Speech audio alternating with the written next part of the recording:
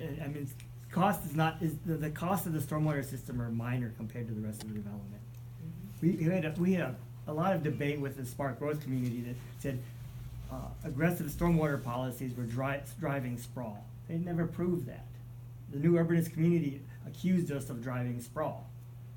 But if you look at the percentage of the project cost in stormwater, it's very, very low. It's not tipping the scales to go do greenfield development. So I wouldn't worry about the cost. Just think about operation and maintenance costs, and as Mark said, life cycle costs.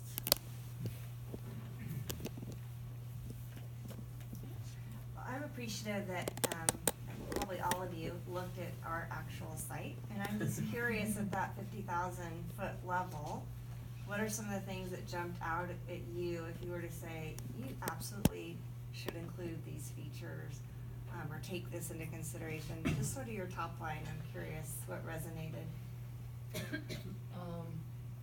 What I had on the slide that you all looked at for about 0.2 seconds dovetailed very nicely into actually what Bill and others were talking about in terms of sort of the site management and sort of solar, like considering things beyond just where your traffic network is going in and out of, or considering other things, you know, in terms of whether it be how you can literally position buildings without having any change in cost to like really alter the site plan, all the way through to the very, very end of, as I put on the thing and others highlighted, like look beyond the 10 acres. Like you've got to look beyond the 10 acres, and you've got to look honestly from a water perspective at the topography of the site and where this water is going to be moving to and from, and it's going to go where it wants to go, and gravity helps it.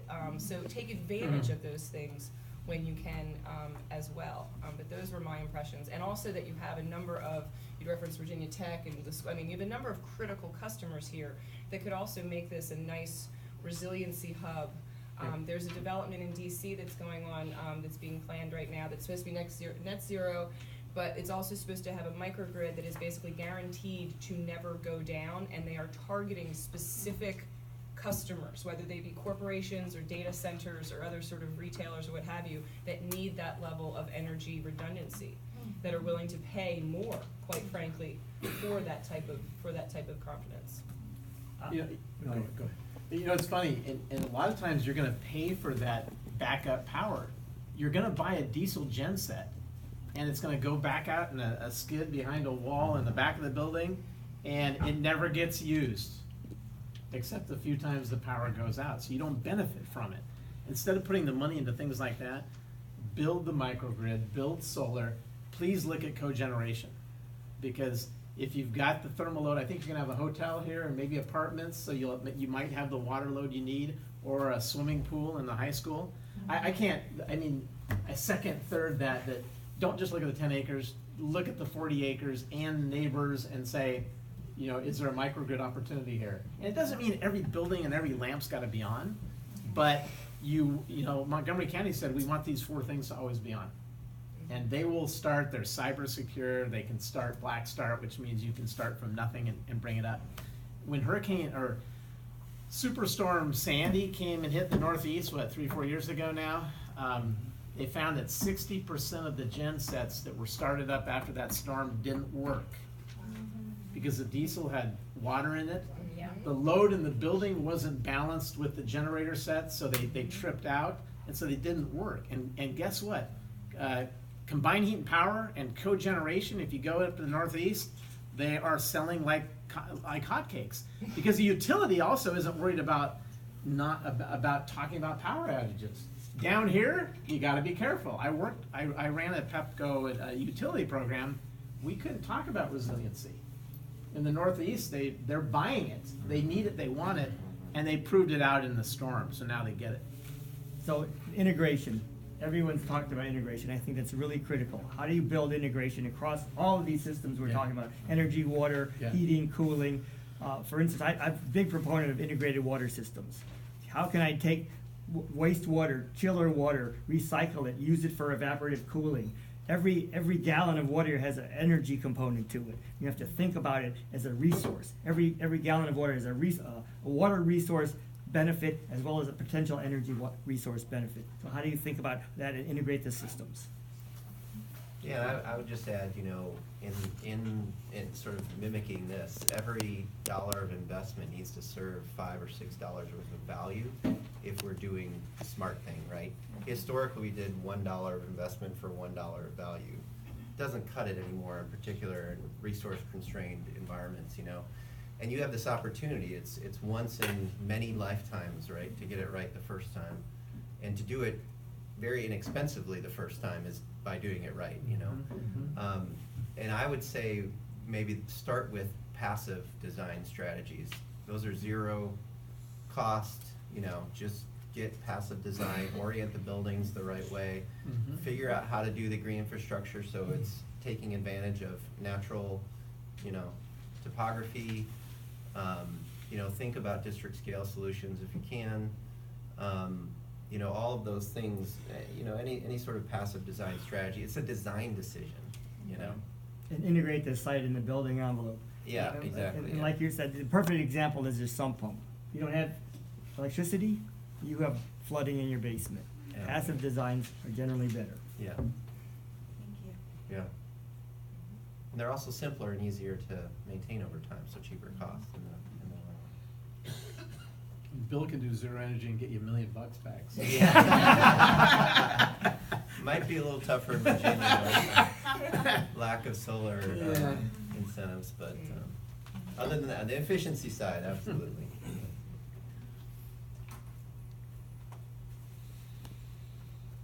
Okay, Mr. Booth suggested that we concentrate our storm infrastructure on the school site. I can guess why, but can you tell us why you said that? Well, you have lots of open space. So the cost will be much lower.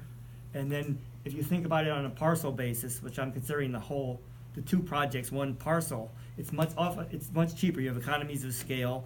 You have topography in your favor, right? The 10-acre plot is on a rise, so isn't it? It all rises. It flows down that direction to the wet detention pond and also to the ball fields towards Pivot Run in 66, right? Oh, yeah. So there are big advantages in terms of using the school property, and there's less disturbance because you already have open space or green space or playing fields. So you could put big infiltration systems underneath those playing fields that could handle the majority of the flood-prone runoff that might come from the 10-acre development site. And then use superficial green infrastructure to create aesthetically pleasing landscapes. The adjoining parcels of Metro and universities, well, you know, we've had lots of discussions about engaging them, and you know, these are both long enduring institutions, so, you know, for many people that work there, you know, the simplest answer is we don't really want to talk to you because we're used to doing it one way, and you're bringing us brand new ideas.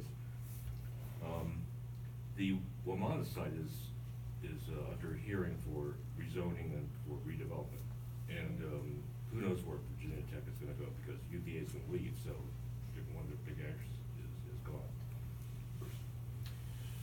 Do you have any recommendations, given your experience, on how to engage with these embedded institutions, given what we have? I mean, obviously, if I were them, I would wait for us to create the value, and they would take advantage of the value, right?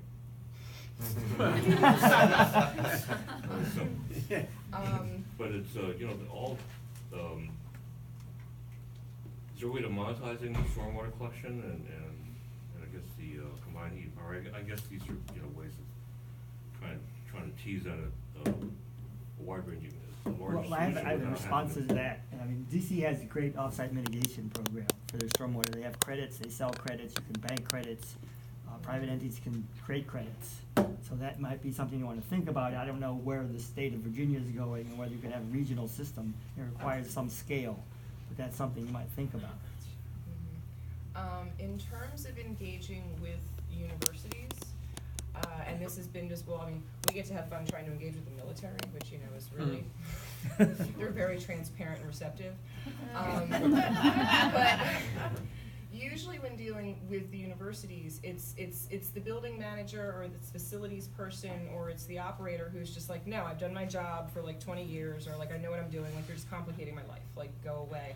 I would encourage reaching out particularly to the research side of the universities, to some of the different schools within the universities that might actually care a little bit more about this. Now my understanding, and we have a few folks from Virginia Tech at DC Water, is that they have an engineering school, I've heard. And that there might be some engagement opportunities there in terms of, it's not just offering value like, hey, we're gonna build this energy system and you guys can like plug in. It's how can we incorporate and or exploit PhD students or a certain, you know, a cohort or a capstone program or something like that to get a university more involved that you might have some more success with. I know I've also worked a lot with like George Mason and some of their critical infrastructure pieces that they have a lot of interest. With Metro, yeah. They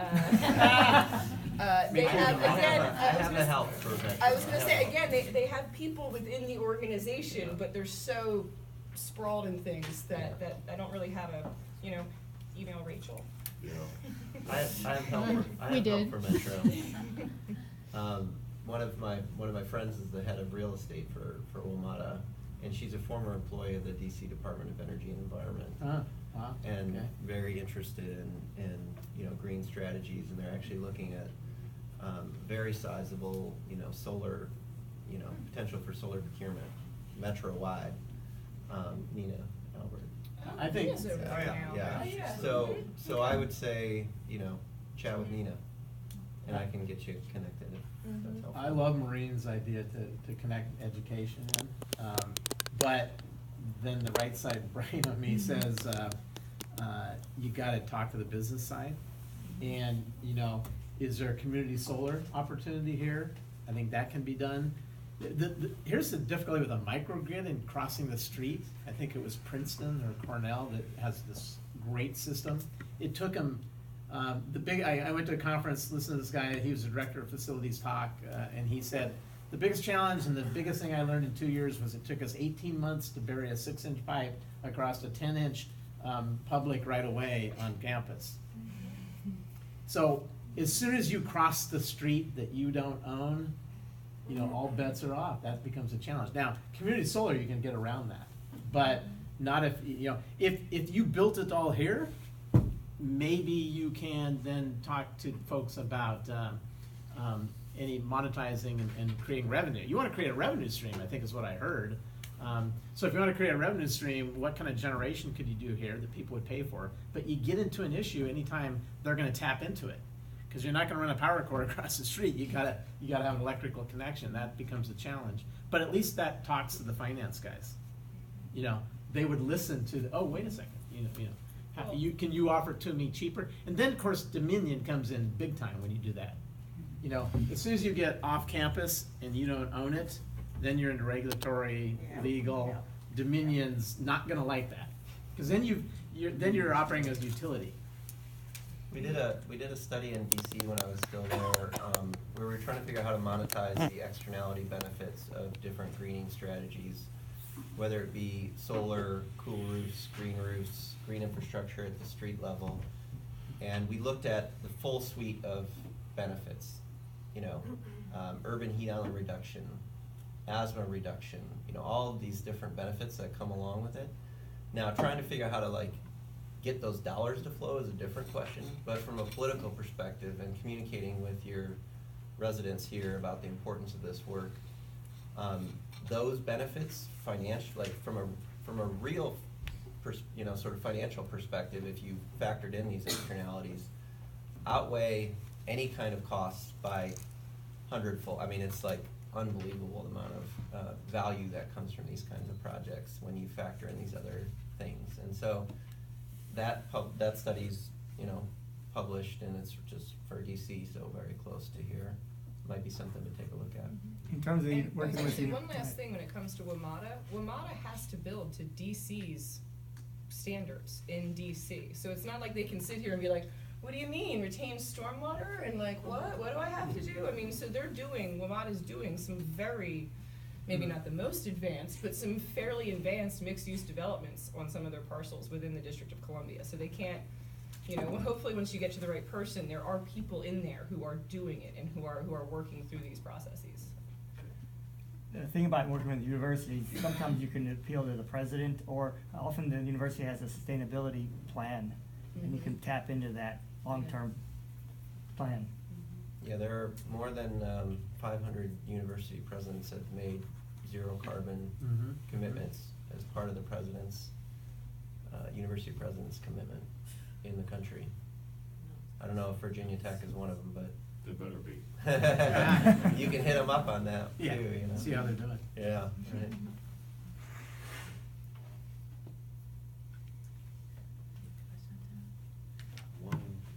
One clarification. You talked about the drop in price when you took lead out of the title. Did you also, was that just from taking it out of the title, or did that affect the certification process as well? That was just taking the word out of Just taking the word. the bid documents, and this was back in the early 2000s. It'd be It didn't change anything. All the stuff that was lead was still in there. It's just the word that was.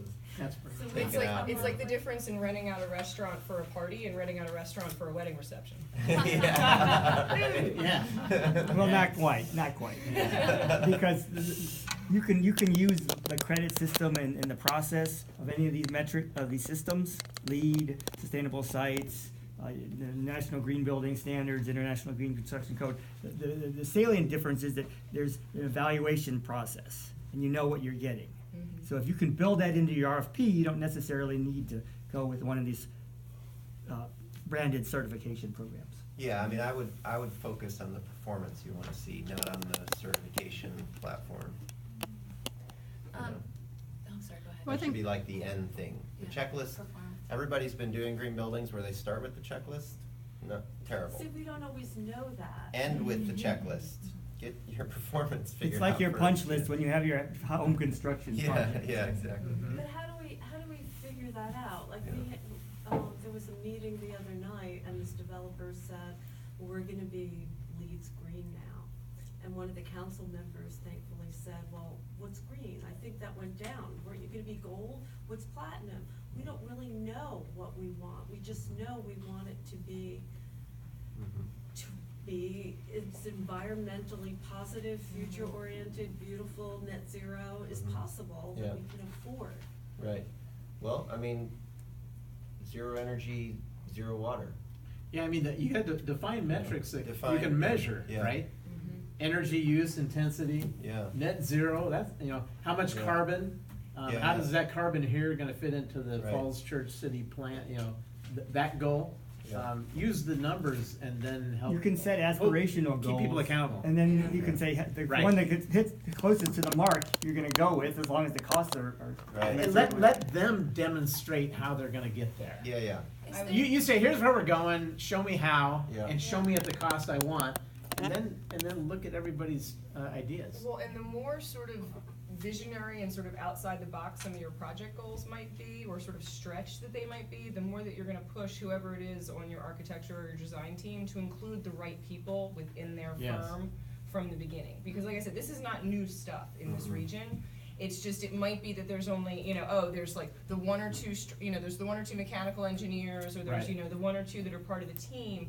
And so it's a matter of making sure that you've got the right people in HVAC or in certain other specific areas too, that have the experience, not just like, oh, I'm a lead AP.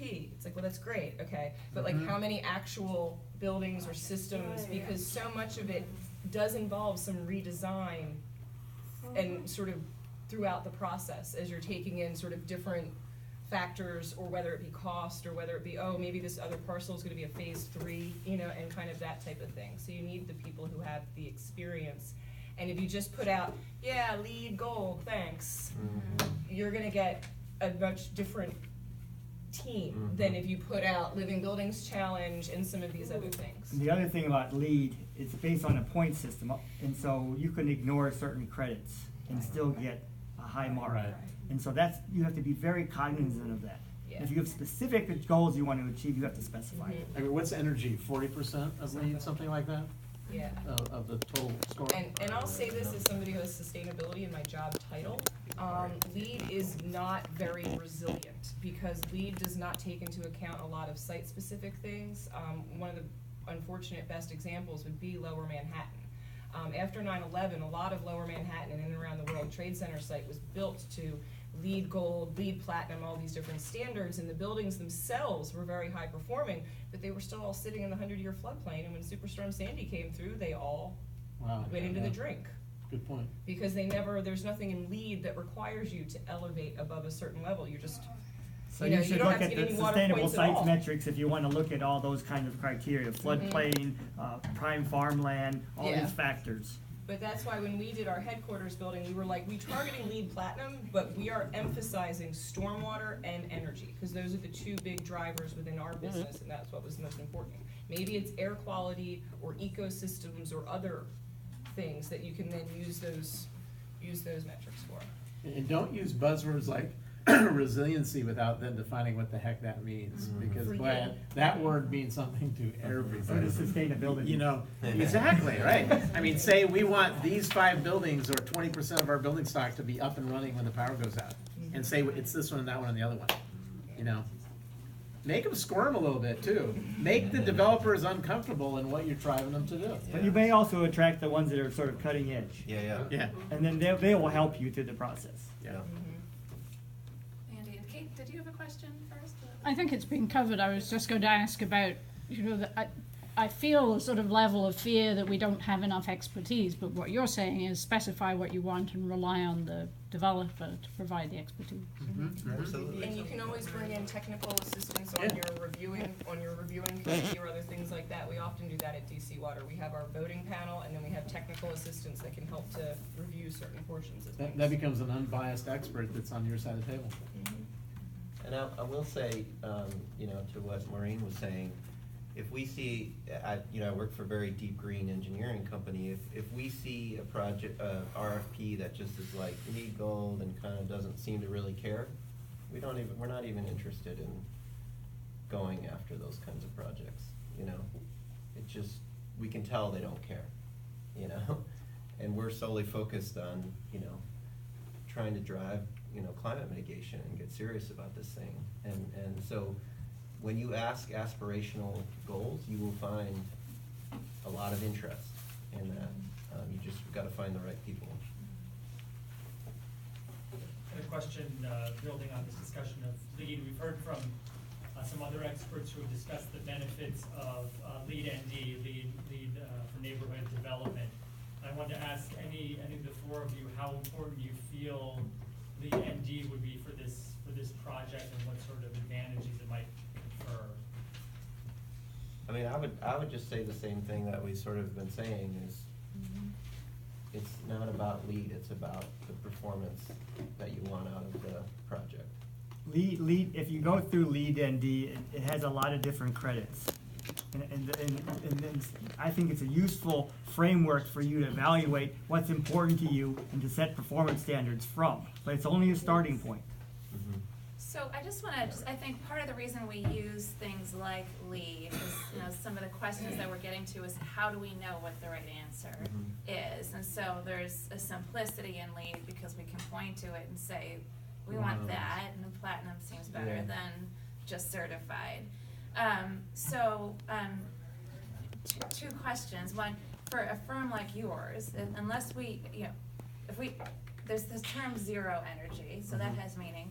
But then, you know, we talk about EUI, and I guess the question is, where do we find, we as citizens, that metrics that tell us what's an achievable stretch goal for EUI, for multifamily, for office? I mean, that's the kind of thing that I think we, you know, without having a building engineer who can do that I don't know if we do have that in our resources somewhere, but how do we find those numbers, first of all?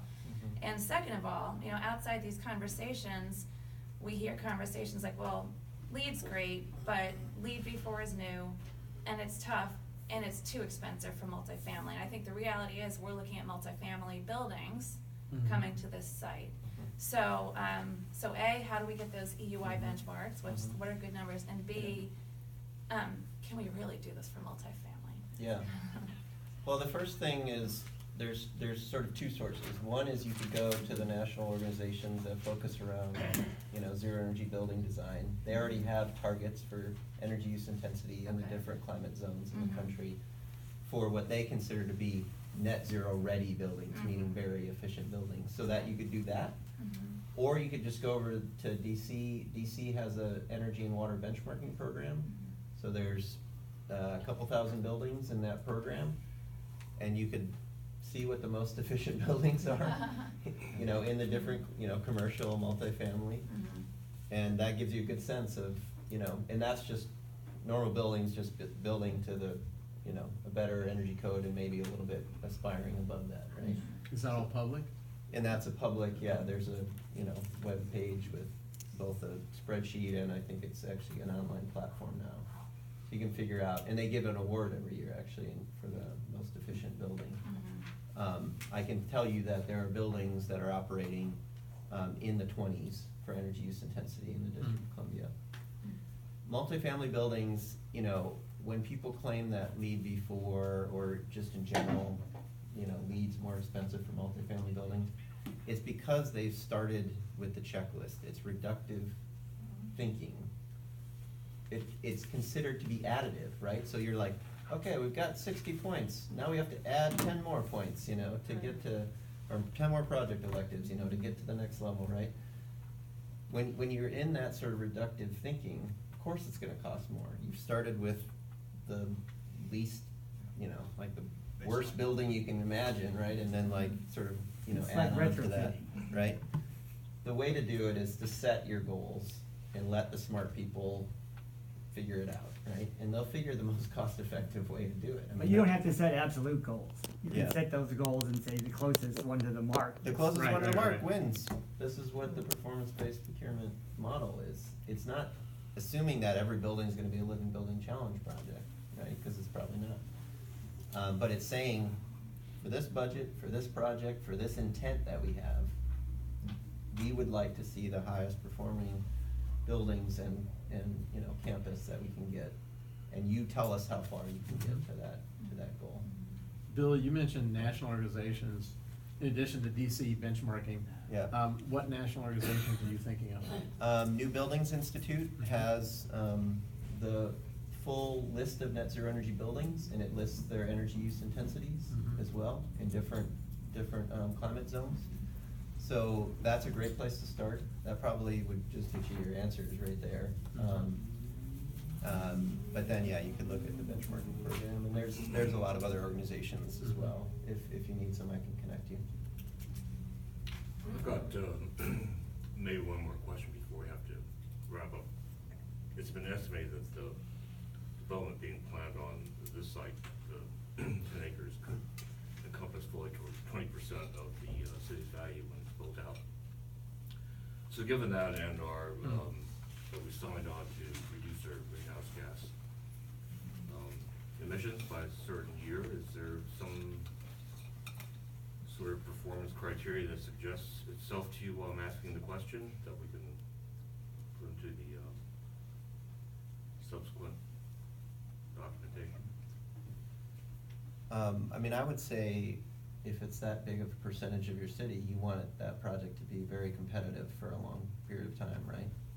And if you're delivering a project that is not competitive from an energy and water perspective over time, if we actually are to get serious about carbon emissions and pollution in water and the externality costs of those things, you have a lot of risk in a project. And I sort of mentioned it before, kind of, with a little bit of a smirk on my face, like who wants to have the last, non-net zero energy building on the block, right? But there's a reality to it, you want those projects to be competitive, not just now, but 10 years from now, 20 years from now, 30 years from now. So you have to future-proof these projects, and you have to sort of think like a futurist, I think, and imagine where buildings, or what building's gonna look like in 10 years. I'm talking about codes just across the city, just across the border here to DC that are going to net zero as a code, you know, in just a couple of years. So, you know, there's, everybody thinks of risk as like monetary risk of, in the opposite direction, like Right. risk to do something green, right? Right. There's another risk Right. that is not doing it, that I think you need to sort of think about. Yeah, what price on carbon would allow you to do that? Yeah, what happens when there's a national, if Yeah. ever there's a Yeah. national price on Well, carbon? If locally not, or we're wherever. all in trouble. Yeah, right. But- The other thing you might think about is the trend is going to recycling and repurposing. So you're seeing all these inner city buildings being repurposed for other things. So that, like Bill was saying, think about the long-term frame. What's gonna happen to this site in 50 years? Yeah, What do you envision? yeah, And try to plan for it. You don't have a crystal ball, but at least you can think about it. yeah, and then backcast from there. Start with your goal, you know, and the goals could be very simple. Mhm. You don't have to know all the like technology around energy use intensities, you know. You can have very, kind of this list of 10, you know, targets that you wanna see for the project, basically. I mean, if you get really crazy and say zero carbon, net zero buildings. Yeah. And people get really uncomfortable and scream, you're probably doing the right thing. Yeah, exactly. And tell them you don't wanna pay anything more than you typically would. Yeah. And then, and see what Yeah. people come up with. And maybe in your RFP process, screen it out, right? Yeah. I think you've already selected, or you have, I don't know what it is, I know the process is the process, you've got 10 or whatever. You know, maybe screen out the real players from the guys that are pretenders. Say, here's what we wanna get done, give us a 10-page summary of what the heck you would do here. Mhm. And have really outlandish, high-level aspirations, Mhm. a few performance metrics with some real stringent, high-level standards, and then tell them to, you know, in 30 days, give me a 10-pager and tell me what you're gonna do. I think what we've seen time and time again. And then like in- finalize, and then pick a few to final. In Boulder, they set these energy goals and they said they were unachievable and they made them ahead of schedule and they set them. Yeah, yeah, exactly. Weed out the guys that aren't gonna help you. Nobody ever went to a neighborhood and said, man, there really should be more concrete in this neighborhood. You know, but you don't do that, right? Don't forget trees. Yeah, Trees, exactly. yeah. We're a tree city. Go ahead, Lindy. Yeah, I was just thinking, have you ever come across any intrinsic pride from a developer saying, wow, we did one of the outstanding Oh, yeah. things here, and we want everybody to come see it and everything? That's what I think we're hoping. You're talking about architects. There's ego. Architecture, Yeah. yeah, but architecture. Did you see the and- pictures and Bill was different- showing? Those were right on, right? Yeah, I just got back, like a month ago from the National Net Zero Energy Summit. It's called Getting to Zero. And one of the panels was 2 developers that our firm, you know, helped on the engineering side for these net zero energy buildings. And they stood up there and just talked about how great these projects were, how much money they were making. They're making much more profit than their neighbors who aren't doing net zero and deep green.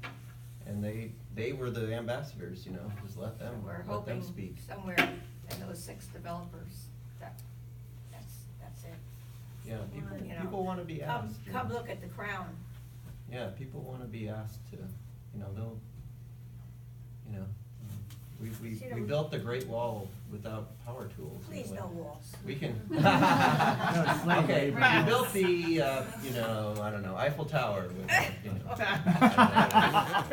some other example, but I mean, everything that we built to this day, we built, right? And we can imagine a future where it looks different and we'll build it. That's inspiring. Thank you all so much for coming tonight. I really Thank you very much. appreciate your time and